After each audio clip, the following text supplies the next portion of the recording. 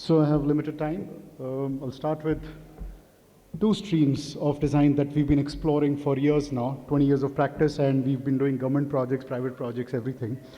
And it's an explorative practice, so we keep kind of learning new things and understanding what's going on. So I'm not going to talk about design, but more about construction. So some of the old projects, Chand Baoli, 880, St. Peter's Dome, Nasrul Mosque in Iran, they have something in common. And the common part is that they were all craftsman-made projects. They were assembled. They were prefabricated. They were part to whole. And then this happened in 1929, which changed the game. Villa Savoy, which was a poured-in concrete, defined parameters and whole to part. The last 100 years changed the face of architecture. It defined certain rules. Most of the modernist architects build on this. And not just the architecture, but the construction industry changed its entire game of working. What we could do earlier with master craftsmen, with assembly of parts, is now just poured into molds. I'm not here to say what's good or bad, but there's something we've been exploring, and this struck me a few years ago. Is it the inability of the modernist architect to be able to annotate, or which led to the death of the craftsman by hand? Because it's the education system, what you learn, what you do, how you draw. Are you able to draw every complexity that you see? One of the projects we did in 2006, a residence, which is a standard grid builder apartment, and we were asked to do interiors or inserts in that. We were trying to find new methods of construction. We didn't want to build straight walls. We wanted to have expressions that were more fluid, something that just flows like molten lava or wax inside the entire house. Having no reference to certain things, build walls like these. So without having reference of how to build, of course that time there was Hussain Doshi Gufa that one had learned with ferrocement, but we started building walls with these ribbed system, plywood, CNC cut in 2006, and coming up with systems that were more not conforming to the regular way of construction, but exploring newer materials. But still, this was being built on site. The drawings for these were done partly on computer. We had sections. We were using 3D models in those days. We were writing our Grasshopper had not come into our office, but we were still using more of 3D models and exploration through those models and building in sections and stuff. So very complicated process, a lot of time waste. 2010, we were doing this resort in Manali. It started as a project where we wanted to build these sort of biomorphic pods and a 45-degree slope where we had to do this form, to do these kind of spaces. The first sketch, it was more like these anthills coming out of the hill, something that will grow vegetation all over it and merge with the landscape. So a nature-inspired architecture, these pods which would just sit, eventually with these skylights, glass, to bring in light, the local moss would take over and it will just merge with the landscape. So more like these rocks which are less left onto the landscape.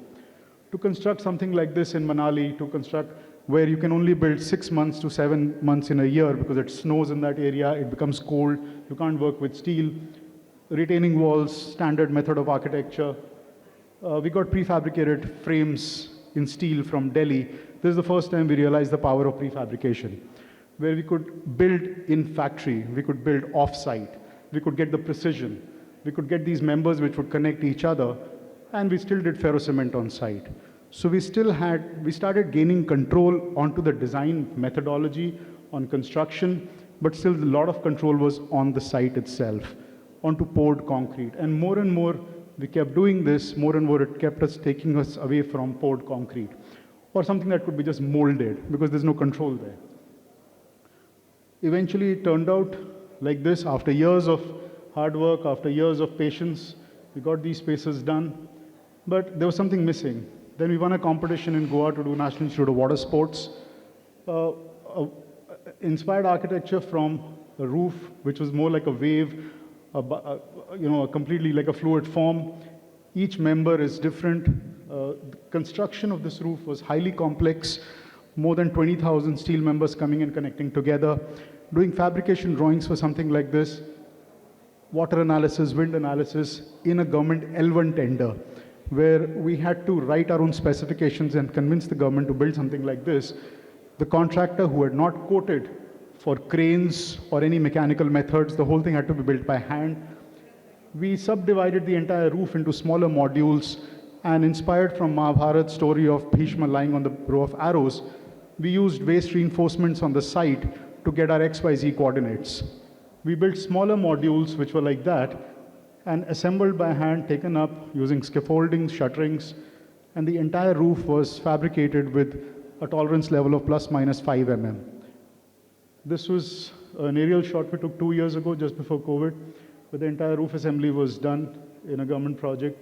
The panel system for this, by this time we realized that we have to move towards prefabrication. We cannot leave control on site because the amount of effort it took us to make these shop drawings in the office. 5,000 drawings were created just for the roof. Of course, they were computer coded. We didn't manually draft them. They were all done like that. But bottom line is it just takes a lot of effort. The roof panels were computer cut, CNC cut, folded like an origami, 5,000 different shapes, all coming together to form the skylights and the roof. The project, this is a photograph of last year in Goa. Just to resolve something like this, kept taking us away from anything that needs to be done on site. So we were trying to bridge the gap between factory production and on-site construction. So we started with this residence for the first time where we used prefabrication in steel as an entire structure for the house, a small house in Delhi. So 2 RCC walls on both sides, on the neighbor side, but the internal structure is all steel, all made in the factory, sectional details, staircase that wraps around, quick animation of how we anticipated the construction.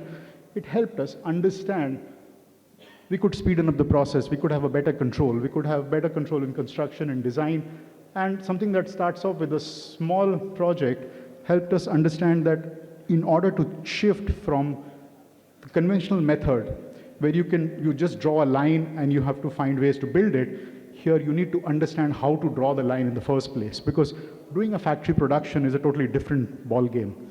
You have to understand tolerances, machines, steel, down to the core of it, how much you can cut, bend, weld. Then only you can come up how much of your span you can bring to the site. You end up making only the standard PEB structures. We wanted to do something different. This house is it's another house we're doing in Delhi, a very large span, almost 50 feet, beams with a swimming pool on the second floor, 5 feet deep pool. The entire house is being done with PEB structure. Beams were cut into parts. The drawings were done within the office, down to its 3D, down to its details. I'm going to quickly jump to more projects. The services are a part of the beam. So for a 50 feet span, we worked out a beam only of 400 mm, which takes the entire load. Goa Bazaar 2019 is a project we are doing, which we decided that we will not do even the prefab part to whole. We will build the entire module in the factory and bring it together. So we started using shipping containers, and we're using about 250 upcycled shipping containers in a government L1 project to build the whole project. The inspiration is from Goa, architecture of old Goa, arches and everything, where the entire bazaar or the street is built using these modules. Quick animation of how one container, we worked out inventory of every opening, railing, gutters, every element of architecture that comes in together in order to build one module, and 250 of such modules with their variations are all pre-decided as a part of the government tender for which the contractor is quoting. The block assembly, quickly, the multiple blocks come together. I just have another one project and I'm just going to move out after this. So how the blocks come together, how the prefabricated steel beams come in, how the railings come in. So every part of this project, except for the foundation, is prefabricated and built in the factory. The timeline, which would take 3 to 4 years, conventionally for us, for any of these government projects, we put a timeline of 12 to 14 months to complete this project. Inventory of various kinds of functions, containers, inventory of various kinds of openings, a deep study of what Goan architecture is to convert that into a Lego kind of architecture, something that can be built off-site, produced with precision and brought. The overall look and feel, the project, almost like a village, everything is modular in this. But just the way the organic plan is, we're of course doing a lake in the center, which collects rainwater, natural processes, almost like a street or a bazaar built with containers. A project that we're looking at now, the third phase of NIFT Kangra project, we did RCC construction. We explored various possibilities. What if we were to build the entire module in the factory and not build part to whole? We don't even do PEB here. The factory-made prefab is an entire module of 8 feet by 20 feet, hostel room, which gets built in the factory, including the interiors, and is brought to the site, and assembly is done within the 2 months. This has led us to these new houses that we are doing, which we of course intend to now do an app-based system. We've written the codes for that somebody in the future could sit down on his phone and order a house on Amazon. And that's the future. That's the future that we're thinking of doing, where the entire functions are sort of multiple permutation and combination. We've written codes where the various set of plans or configurations could just be done with a click of a button. And multiple construction of the modules, various variations that we have built, any material, any finish. These are the houses which are getting 100% produced in the factory. We're doing the first prototype right now in Noida. And these houses are going to be built from start to finish in about 2 months' time. So you place the order, you build through the app, you select your furniture, you select your finishes, and inside and outside, everything is constructed within the factory as a module and brought to the site. I think my time's over. Thank you.